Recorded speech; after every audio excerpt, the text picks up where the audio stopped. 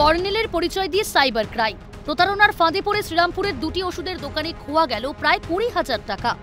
এই রাজ্যে যেন বেড়েই চলেছে ঠক জালিয়াতির সংখ্যা। অভিযোগ, চন্দননগর আর্মি সেন্টার থেকে কুলদীপ সিং নামে এক প্রতারক কর্নেলের পরিচয় দিয়ে ওষুধের দোকানের মালিকদের সঙ্গে প্রতারণা করেন। ওষুধের দাম 2,400 টাকা হওয়া সত্ত্বেও 24,000 টাকা বিল পেমেন্ট করেছে বলে জানায় প্রতারক। এরপর প্রতারকের পাঠানো স্ক্রিনশট দেখেই তড়িঘড়ি 10,000 টাকা ফেরত পাঠিয়ে দেন ওষুধ দোকানের মালিকেরা। পরে ব্যাংক কর্তৃপক্ষ জানায় কোনো টাকাই ঢোকেনি তাদের অ্যাকাউন্টে।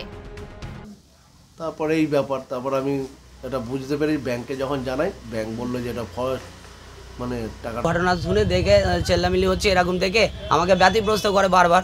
তখন আমি সরাসরি ওই বন্ধুটাকে বললাম এই ব্যাপার হয়েছে, বন্ধুটাও দেখছে এরকম ফোন আসছে বারবার।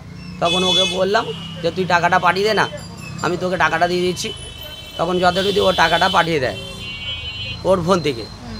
এইভাবে আমার 19,000 সামথিং 19,000 টাকার মতো। ক্রমশ যেন বাড়ছে সাইবার প্রতারণার জাল। ইতিমধ্যে শ্রীরামপুর থানায় অভিযোগ জানিয়েছেন প্রতারিত 2 ওষুধ দোকানের মালিক। প্রতারকের সন্ধানে শুরু হয়েছে তদন্ত। বর্তমানে এতগুলো টাকা খুইয়ে মাথায় হাত পড়েছে ওষুধ দোকান মালিকদের। হুগলি থেকে কাকুরি নস্করের রিপোর্ট, ক্যালকাটা নিউজ।